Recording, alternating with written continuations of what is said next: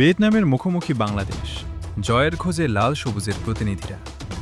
লাল সবুজের হার না মানা মানসিকতা আর জয়ের ক্ষুধা নিয়ে আবারও মাঠে নামছে বাংলাদেশ। এবার প্রতিপক্ষ শক্তিশালী ভিয়েতনাম।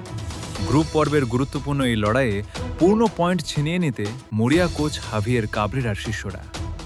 র্যাঙ্কিং কিংবা শক্তিমত্তা সব দিকেই ভিয়েতনাম এগিয়ে থাকলেও ভয় পাচ্ছে না বাংলাদেশ। সাম্প্রতিক ম্যাচগুলোতে রক্ষণভাগের দৃঢ়তা এবং মাঝমাঠের লড়াকু ফুটবল আশা জাগাচ্ছে সমর্থকদের মনে। তবে ভিয়েতনামের গতিময় উইঙ্গারদের আটকানোই হবে জামাল ভুঁইয়াদের প্রধান চ্যালেঞ্জ। ম্যাচকে সামনে রেখে শেষ মুহূর্তের প্রস্তুতি সেরেছে লাল সবুজের প্রতিনিধিরা। কাউন্টার অ্যাটাক আর সেট পিস থেকে গোল আদায় করতে বিশেষ পরিকল্পনা সাজিয়েছেন কোচ।